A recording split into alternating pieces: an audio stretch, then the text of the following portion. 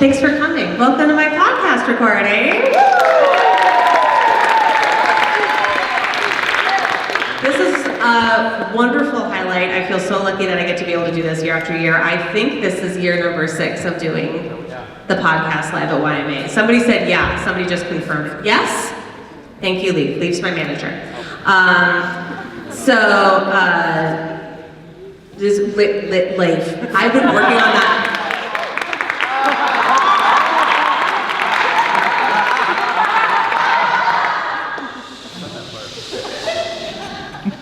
So you've passed the first test of reading all the signs.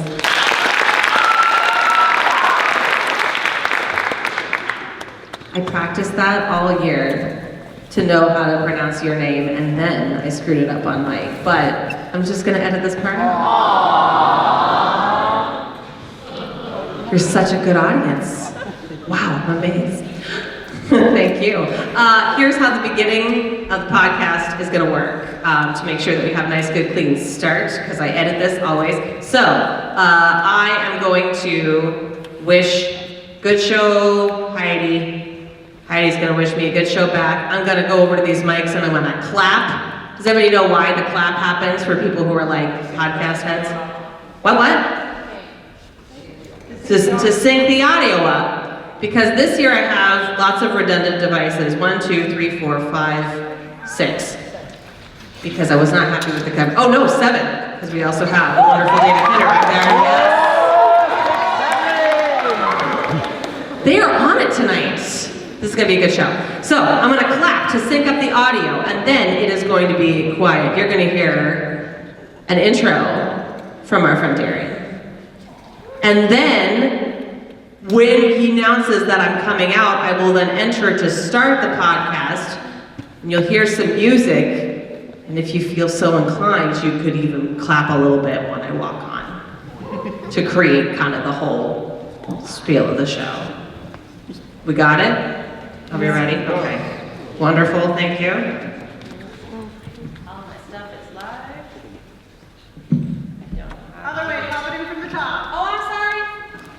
This way? Yes, Thank you. Yes, Casey.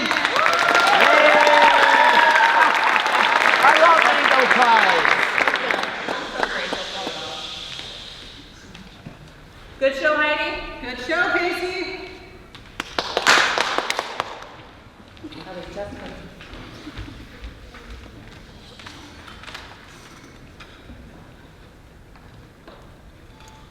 This podcast is brought to you by the generous sponsors of young musicians and artists, the friends of industrial strength music stands, and listeners like you. From YMA S1 and HD Productions, this is Keep Classical Weird, the show that explores all manner of mysterious and outlandish oddities in the wide world of classical music. I'm the voice that magically snaps your sheet music to existence, Dobby the House Elf.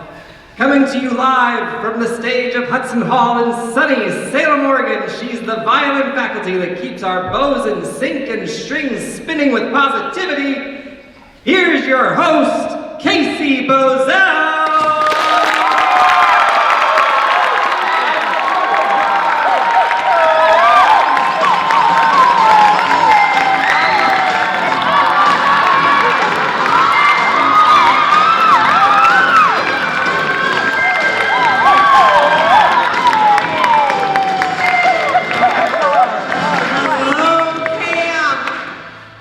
Everybody doing? Oh yeah, no, I like that better. How's everybody doing? Darian, how are you doing? Doing so great. That's oh, I just saw myself in this camera. Hang on. Forgot I had that on. I think it was. It what? It wasn't as bad as you think it was. Really? The camera. Should I go for this full time? She's gonna live here for the moment. There we go. Does that just look like I have a part of a person on my desk? Yeah. Okay. Put it on. I'll put, maybe we'll transition segments and I'll put it on later. All right. Hey, welcome to to keep classical weird. I don't know what episode number this is going to be because I have a lot that I've got to go through and edit. But we've got so many cameras working with us here. We have a camera, we have a guest camera, we have a, there it is, we got a Casey camera right there. It's looking a lot. We got a camera right back there that's getting the whole stage. We have all the coverage we could possibly need. We have some guests tonight that are going to be amazing. They're going to blow your mind. And let me start. Oh, I thought that was the awe for a second. I was like, that's the wrong one. Okay, no. I should never question Mr. Todd. I would like to invite up on stage somebody else whose name I got wrong on this podcast a few years ago.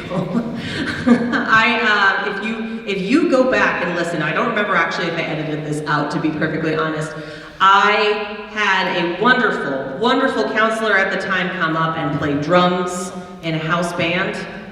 And I named everybody in the house band and I said, and thank you to drums, Damien. This is what Camp Rain does to us. His name's not Damien. You're a little too good at it. I'll stop. I'm sorry. No, it's okay. It's okay. I let this. We focus on ensemble in this camp as we do. His name is not Damien. He's the senior counselor that you know and you adore. Please welcome Denzel.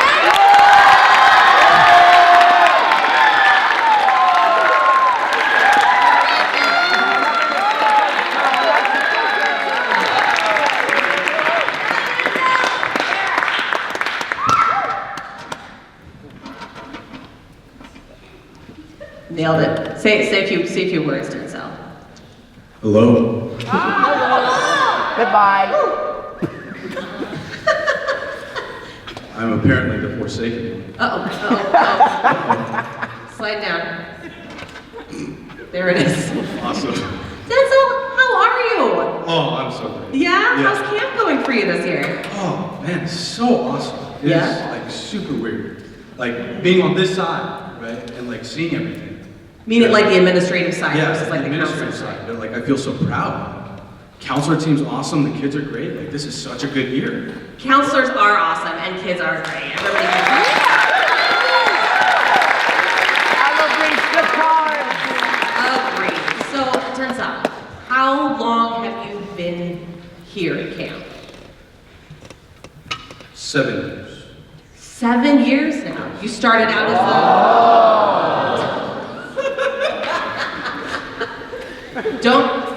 Don't do the wrong one at the wrong time. Or maybe do, it'll be a surprise. So you've done 7 years here. You started out as a camper, CIT? CIT. And you've been doing percussion the whole time, yeah? Yes, I have. That's fantastic. Can I ask what brought you to percussion in the first place? So I actually started middle school as a tenor sax player. I know, right? I didn't know that. No, I know. I played tenor sax for 3 years. And then I watched the movie Whiplash. And I was like, wow, I need to be a drummer. Sorry to interrupt you. The movie Whiplash. The movie Whiplash. Famously, I haven't seen it because I've been warned by colleagues that maybe it's a little too intense of a movie for people who have taken college-level music lessons. And maybe I should stay away from it if I have an intense experience. But that brought you to percussion. Yep. I want to explore that, but I don't know how yet. So we're gonna go. So now, all right. So you're like, hey, percussion looks like that's where I should be. Yeah. So you did that in what grade? I started being a percussionist and a drum set player in my freshman year. Freshman of year of high school. Okay. And so, actually, my first year at camp, I'd only been playing percussion for maybe 8 months. Wow. I know. Oh, that's amazing. And so were you overwhelmed? Were you excited about camp when you got to camp and saw the other people here? What was your reaction? It was a strange experience, I will say. Like, at first, right? Like, I'm still new to playing percussion. I'm still new to reading rhythms as intensely as percussionists do. I felt like on the tenor sax in a concert band, you're kind of just playing half notes and whole notes. At least in middle school. That's true. Oh, yes, this is not This is not advanced now. level. This is when you start out playing the instruments, that's what you play. Yes, Right. absolutely. Yeah, so time signatures were still like a new thing for me. Wow, that's fascinating. Did you leave camp feeling like a significantly better musician or just a more confused musician or? I felt better. Okay. Camp has always made me feel like a better musician every year. That's fantastic. That's fantastic. How are we feeling about our musical abilities now in general after coming into camp? Are we feeling like they're starting to climb? Yeah! This is what we love to see. I love that. And so now you're on then you were a counselor, you were a percussion counselor, and now you're on the senior counselor side of things. You keep finding your way back to percussion, and we see you play percussion several times here. I'm assuming that's not on the senior counselor duty list necessarily. It's not. It is not. Somehow, So you're going above and beyond. I don't know, whatever you want to call it. What is it, do you think, that drew, I know you said the movie Whiplash, but also what, I guess, that brought you to percussion? What gets you to stay there? Which way do you want me to talk about this? From like the classical percussion perspective or like the drum set? Because that's what I think is my main issue. Then I want it from a Denzel perspective. From a Denzel perspective. So that's the drum set. I love learning classical percussion, and like this was honestly, being here at YMA my first year, was like my first experience in somewhat of a classical setting, which was super dope, and I really loved it. From a drum set perspective, it wasn't until I got into college where I was like, wow, drum set is so amazing, and it is like what I resonated with the most. And I realized when I was a kid, I wanted to play drum set the most because I always thought the drummer was just the coolest, so. I mean, it's hard to argue. I think that's great. It clearly fits you. I will say that. Now, how confident do you feel about the world of percussion in general? I know drum set's really where your heart's at, but you've seen a lot of percussion, you've studied a lot of percussion. I brought a little fun percussion audio sampler for you to see if you can identify some famous and lesser famous uses of non-drum set percussion instruments. Okay. All right? You ready to try that? Right. Heidi, if you could please play example. I will please guitar. He's Denzel, not Davey, and of course he's ready. Can you please play, now you're trying to identify what the percussion instrument is in this particular excerpt. Could you please play example number 1?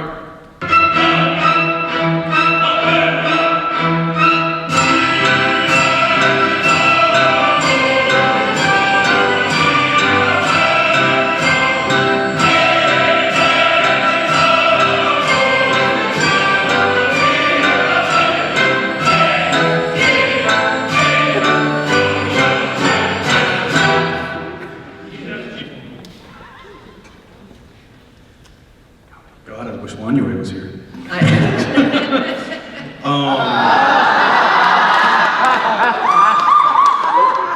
He's the best in the business, folks. Is that like an anvil or something? You nailed it. That was an anvil.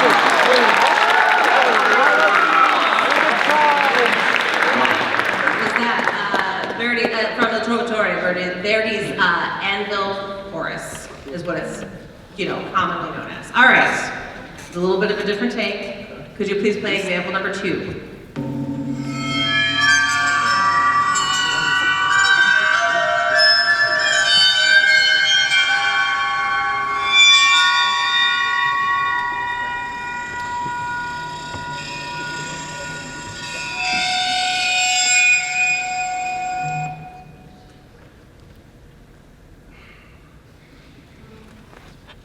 My honest guess would be either a vibraphone with a bow or cymbal with a bow. Same as like a gong, I would consider it. You are so close, and you're right on it with the bow. this is a water drum, which Heidi's gonna put up there for a second. So, yeah. Never had to play one. Good part. I want to play one of those too. I think they're so cool. You put water in the basin of it, and that once that's kind of sloshed around the resonance chamber, you take a bow, like you mentioned, and these tubes around the side that you see, you can drag the bow along the tubes, and it will create those kind of different frequency of pitches that you heard around there. Used in some like lots of scary movie effects and things like that. So it's a weird one. All right. And finally, example number 3.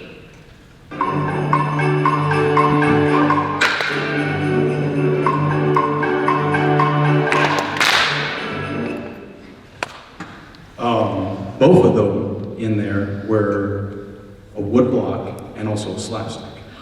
That was extra credit. I only got a picture of the slapstick. But there was a wood block along in there too. It's amazing.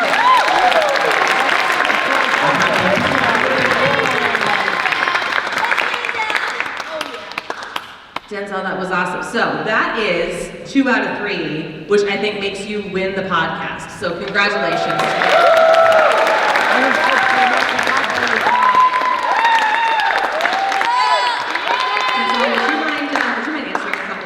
Questions while you're here. Oh yeah, of course. Amazing. So, remember those questions you all filled out at mealtime? Yeah. I have a whole bunch of them. I'm going to draw one at random. This is actually great to ask you specifically because you have a variety of stuff that you do for your instrument. This will make sense in a second. Okay. The question is, what is the weirdest thing you've seen in an instrument case?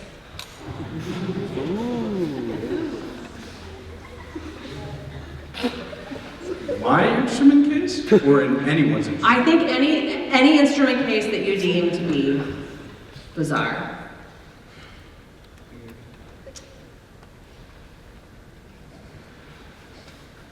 Shouldn't take you this long. I know, but I've seen a lot of weird things in the instrument. I was gonna say, it doesn't have to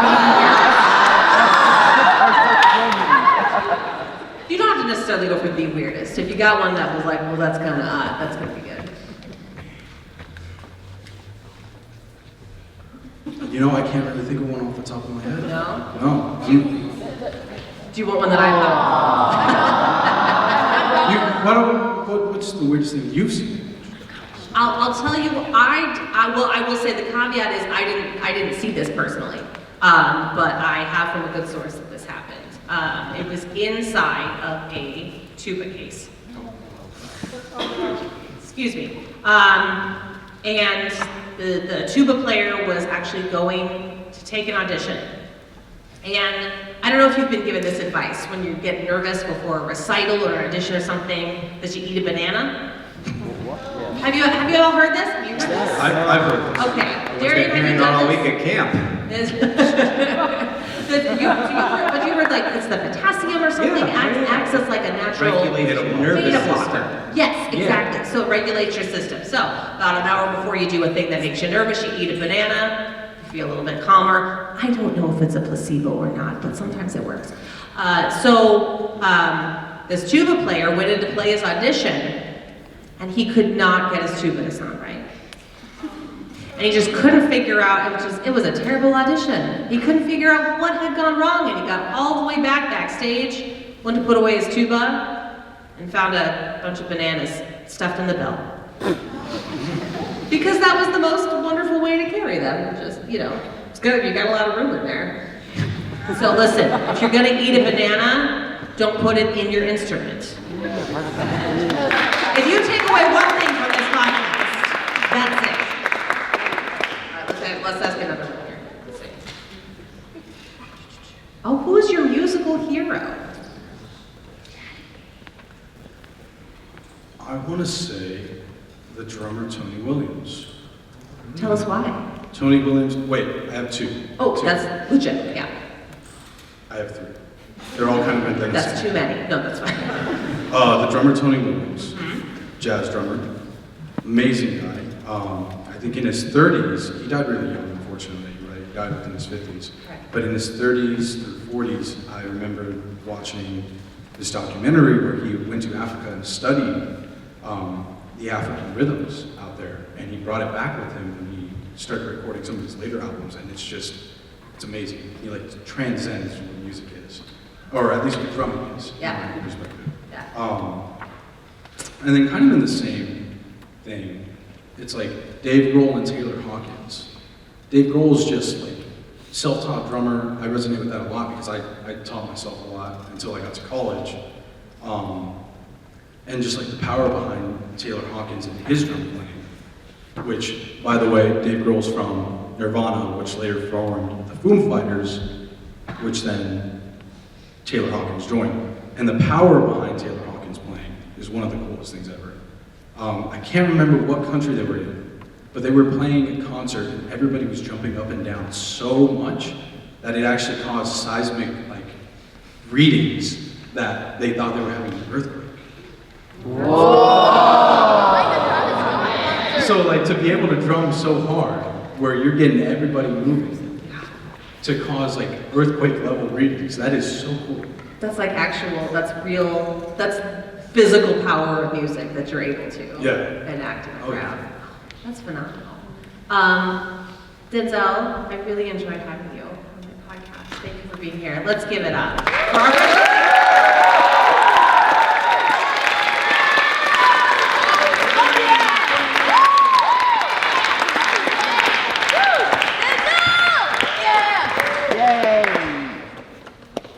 Darian, you were both music production and viola faculty last year. Somehow. That's what I was going to bring up, is that seemed like a lot. You know. First of all, bravo in getting all of that done. Thank That you. was amazing. Camp went so smoothly last year. It's going so wonderfully this year with you fully realizing this wonderful music production role here. First of all, give it up for all of your I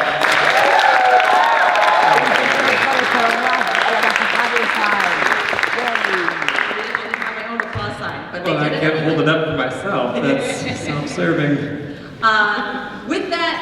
With that said, we ended up getting a new viola faculty this year. Yeah, we did. And I thought we'd bring her up and ask her a few questions and figure out if we could get to know her a little bit better. Would you please give it up for Caitlin?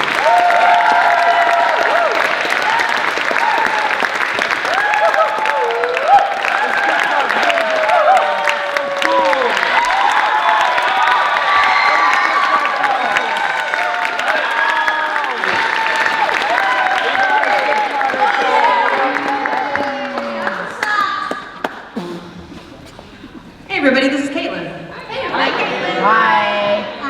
Hi. Hi, Caitlin, you're new faculty, but this is not your first year at camp. Not even close. That's amazing. Tell us about, if you can remember, however much of that is. What was your first year at camp? My first year at camp, I was 10 years old. The very first year. The very first year I could possibly come to YMA, like the youngest age limit possible. I was like in that door as fast as anybody could be in the door. My older sister came to camp before me, so I knew exactly what I wanted to do summer after 4th grade, and that was come to YMA. Haven't looked back since, came for 7 years, and this is my first year being on the other side, which is such a beautiful experience because it's been many decades since I was a student here, but in all the best ways, YMA has not changed. That's amazing to hear. That's so great.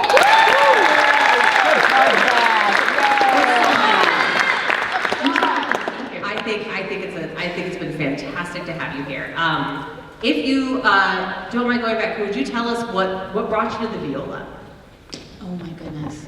Okay, I'm gonna talk about my sister again. So I have an older sister. I was talking to somebody today, a camper, who also has an older sister who started to play an instrument that made you want to play an instrument. And it was the same for me. My sister started playing the violin, and I was the jealous little sister. Like, I went to every single one of her lessons. I kept on begging to play the violin. I sucked my thumb, and the teacher told me that if I still sucked my thumb, I wasn't mature enough to start the violin. That's brutal. It was very sad. Whoa. So I had to wait and get better at hiding behind my mom's back when I sucked my thumb. Oh, And- not get better at not sucking. no, your thumb. certainly not. Be more No, covert. just tiny. Okay. Yeah, started violin, and then when I was in youth orchestra in Portland, actually, we played this piece where we needed 3 violas, and we only had 1. And my orchestra conductor at the time, Adam Flatt, who used to be on the faculty here, was a violist, and he said, "Would you possibly play viola for this one piece?" And I was like, "Okay, sure, for this one piece, for this one piece." And then the funny thing was, I was like, "I'm totally happy to play the viola, but I've never read alto clef before. I don't know how to read the clef." And he was like, "That's okay. Violas stick together. Like the other violists will help you read alto clef." And I got into the first rehearsal. Aww. It's true, we violas stick together. However, at the first rehearsal, we sat down for the first downbeat, and the violist of the group looked over to me and said, "What is that note?" And I thought, uh-oh, we are in big trouble. So together we faked our way through my very first performance on the viola, and I never looked back. It was like the sound, I fell in love with the sound. Gorgeous, gorgeous, dark, rich sound, and I never looked back. Viola it's been ever since. That's amazing.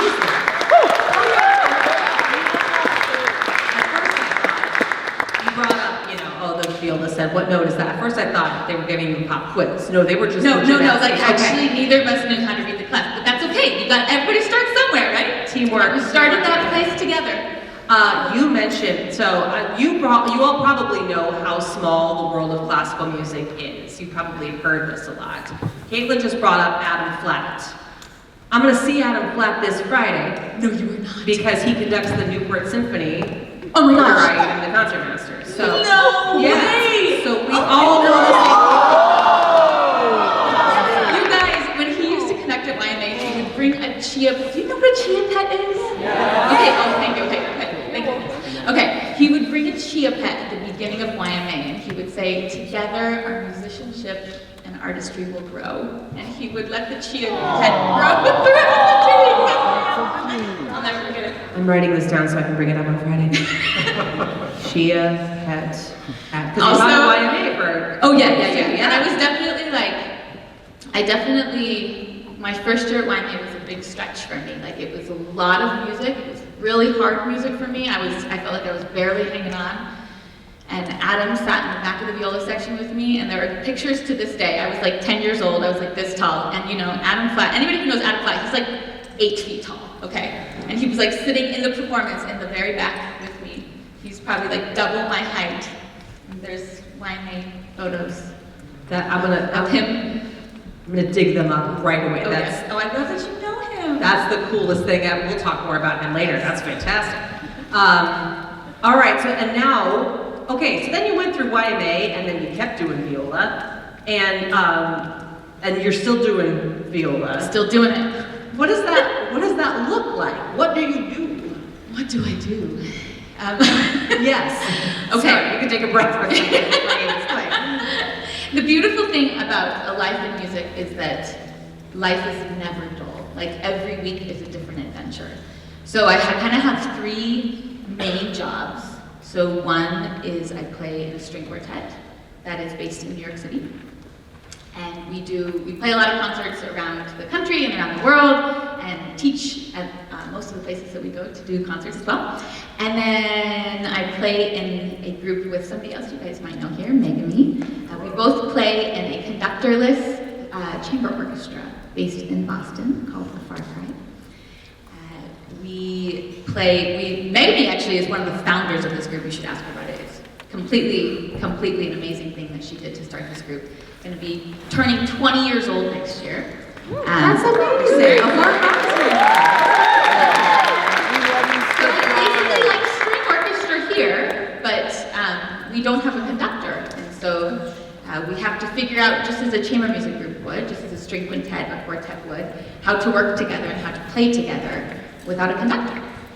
And then my third main passion and love is I founded a nonprofit organization here that's called Project Chamber Music Willamette Valley.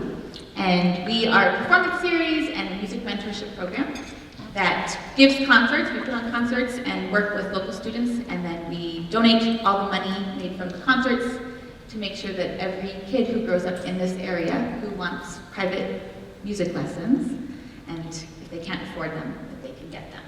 So those are my three.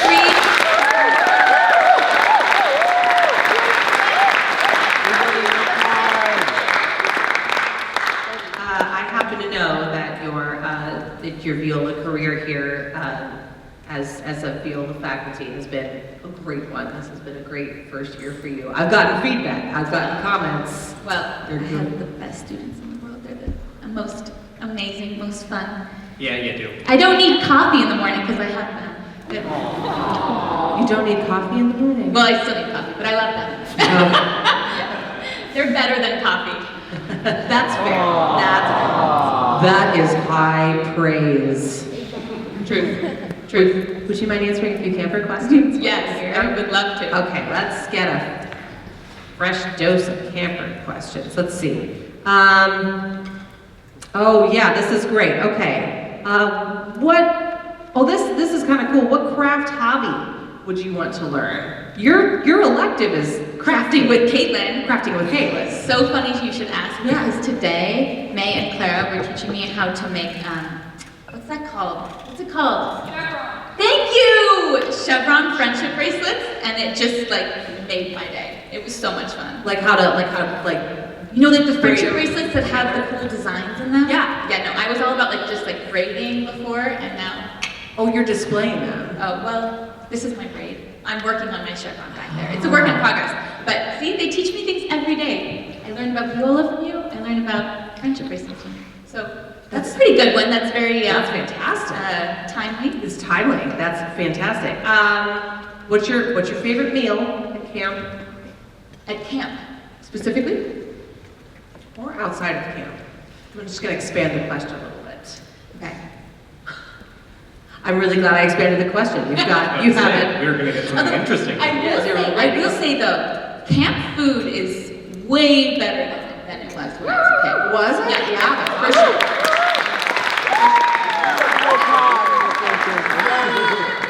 But if anybody gets a chance to hang out in Salem, Oregon after your final show on Friday, highly recommend this restaurant, just 5 minutes away called Los Arcos. I'm obsessed. It's the best food you will ever have. The owners are from Bolivia, and they just make my heart sing every time. Los Arcos. What Chicken kind of food is enchilada. that? What? Chicken enchilada with black beans. Chicken every time. I get the enchilada. same thing. For the last 20 years, I've gotten the same thing when I go to this place. Yes. Wow. So good. Yeah. Friday night.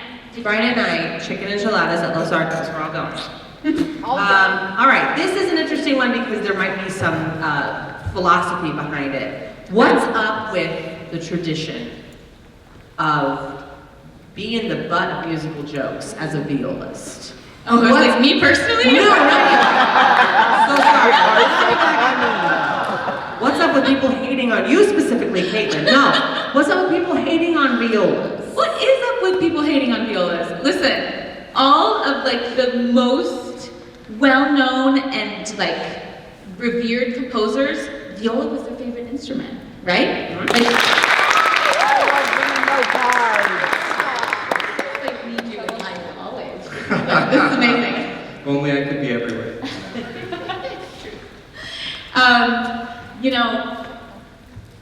I don't know where that comes from. I think one could say that the tradition of playing solo music on the violin maybe dates back further than playing solo music on the viola. And the parts at first glance, for example, in chamber music, might look like they have fewer notes. Some might perceive it as being easier, which might lead people to be like, oh, it's the easier sister of the violin.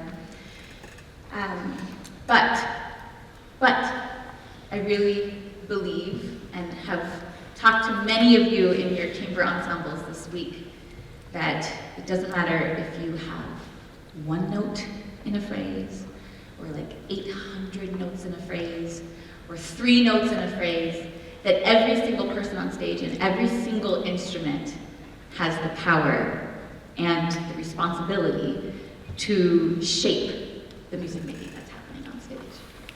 So, yeah, okay.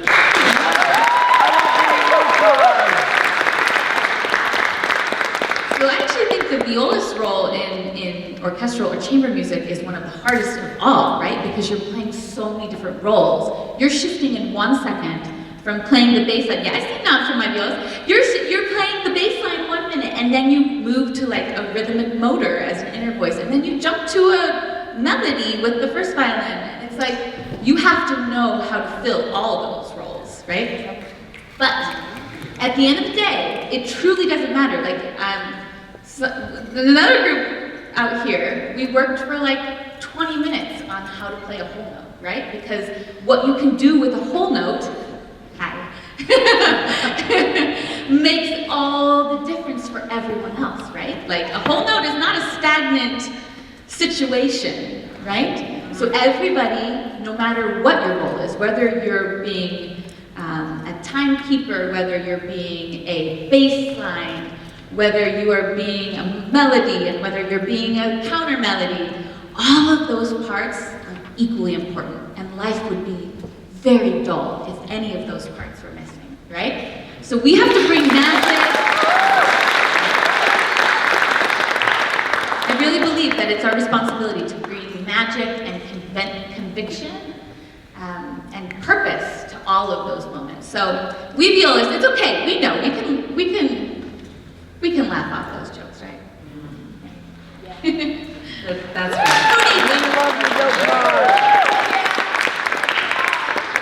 Caitlin, thank you for being on the podcast, and thank you for being at camp. Thank you for having And I me. hope Thanks for having Have a me. great rest of the year. Hey, thank you.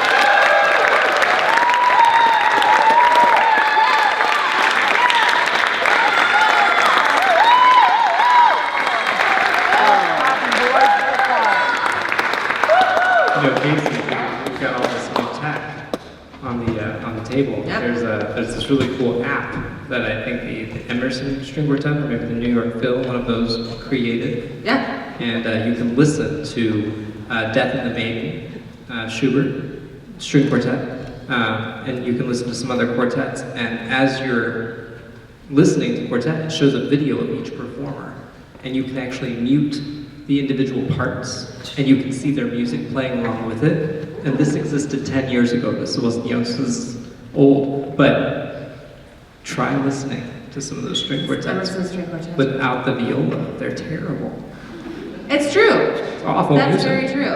I do a fair amount of quartet gigs at weddings, and some people ask for a trio, and sometimes I get sent along with another violinist and a cellist. The parts do not work without the violist. They just don't work without the violist. So keep going, violists, because we need you. Yeah. We just need you.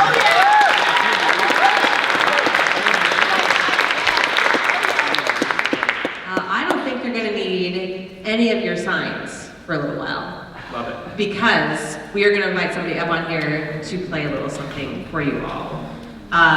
She's not a first-year faculty, but she's returning after a little hiatus of being a faculty here, and we're so thrilled that she's back.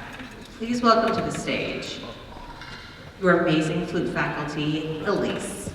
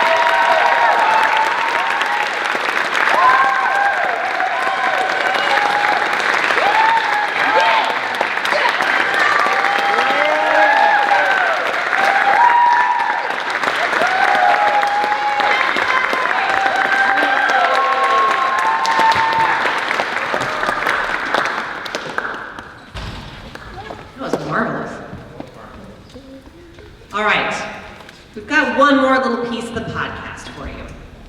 And what we were going to do is we were going to have, you know how Leander's teaching the tarot class. Leander was going to come here and do a collective tarot reading for us. A tarot reading for camp. The stars have aligned as such that Leander is unable to be here. He's just kind of here in spirit.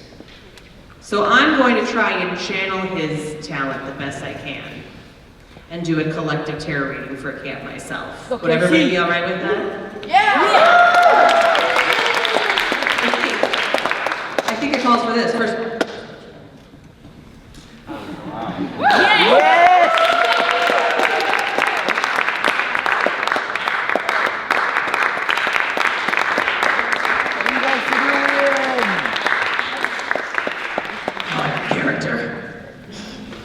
all right, so here's the thing about tarot. Everybody reads tarot a little bit differently. I'm going to try and do Leander justice.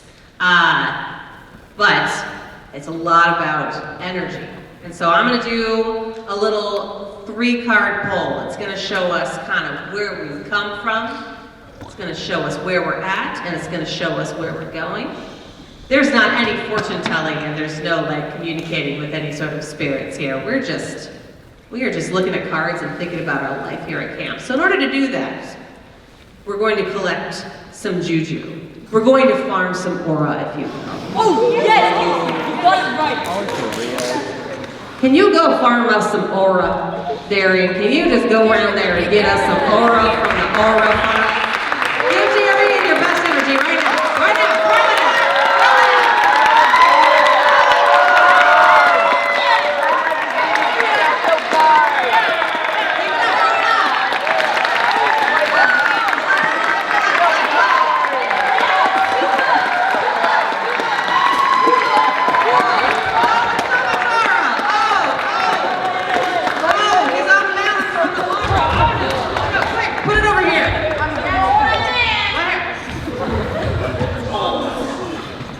All your energy has been transferred to the deck. Thank you, everybody. That was a good lift. Woo! All right, we're going to create a story here. I'm going to tell you a lot. Does anybody know or anybody do a little tarot themselves? Some of you have taken Leander's elective. Yeah, that's awesome. So you're going to know some stuff about cards. I'm going to interpret the cards the way that I interpret the cards. Every tarot reader does it differently. It's just a way to think about life, all right? So here we go. Here is, after we do a little shuffle here, where have we come from? We have come from the 2 of Pentacles. All right, we've come from a place of, we had some balance. We had maybe some change in circumstances. We had maybe a shift that we made from something that we were to something that we are. So before coming to camp, we were all right. We were looking for the next thing. Maybe we were even looking for a way to throw ourselves off balance for a second. Maybe we were feeling like everything was a little too normal. Everything was a little too adaptable. We were looking for something to shake up our world. Does that resonate with anybody here? Yeah, a little bit? I guess so. It doesn't have to. All right, where are we? We are at, this is interesting. We are at the 4 of Swords. We are getting a lot of information all at once. Like a lot of information, and so much so that all of this information we're going to need time to process. We're going to need time to take a second and rest and process. We don't know the answer to all the questions that we have yet. Right? We don't necessarily know what everything means. We need to process it, we need to rest and be at ease. We probably aren't able to rest too much until after camp is over. But keep receiving all of these questions, hold them with you. The answer to all these questions will become clear. This might not become clear right at this second. Patience. Patience is a virtue. Where are we headed? I love this. We're headed to the Empress. Yes, that is the correct response. Good job, Camp. This is wonderful. Yes. All are doing so well at this. We're headed to the Empress. The Empress is literally taking all of the results of our actions and creating beauty and creating happiness and creating another level of development for ourselves. Y'all, this is what we're doing here at camp.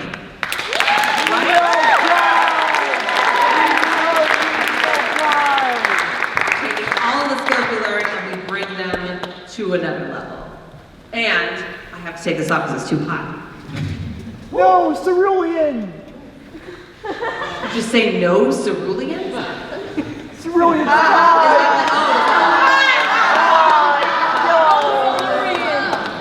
Understood. I'm gonna keep this up as I answer one or two questions from you all, from camp. Oh my gosh, I think I was by this question while it was being written. If you could choose to be a band instrument, what band instrument would you be and how loud would Scott yell at you? Well, I'll tell you this, I was lucky enough to choose the violin through the public school music program that I was a part of. And they gave, oh yeah, applause for public school music program.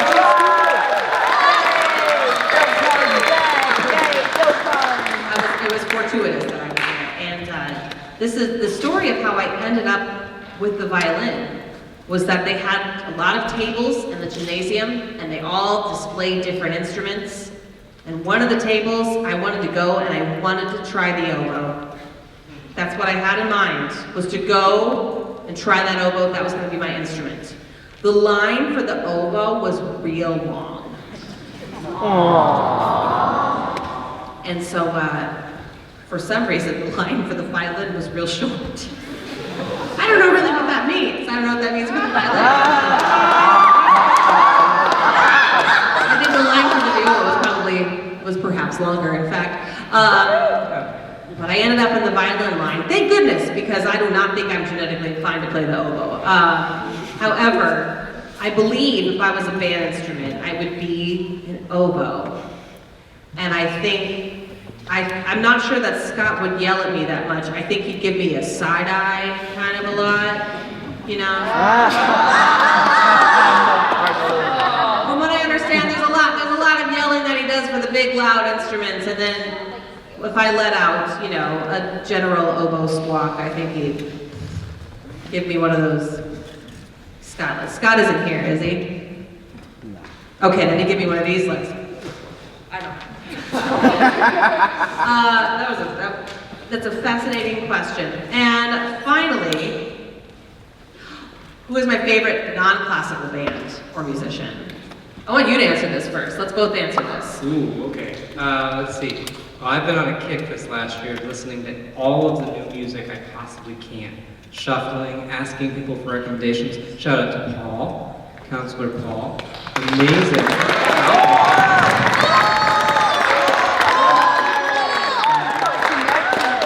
I think the band that I've currently fallen in love with the most right now is a Portland local band called the Family Mystics.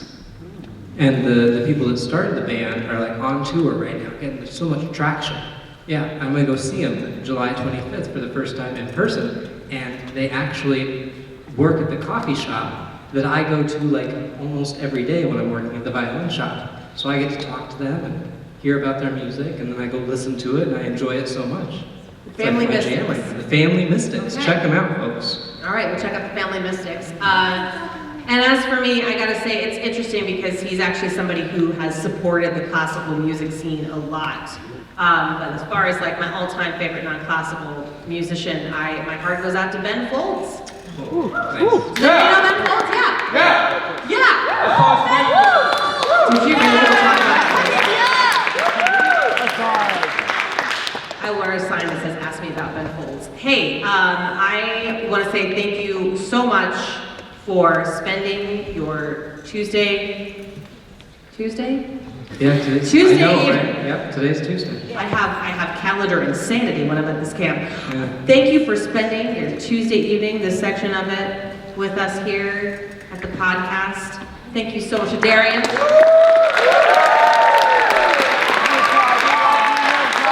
you to Heidi, for all of her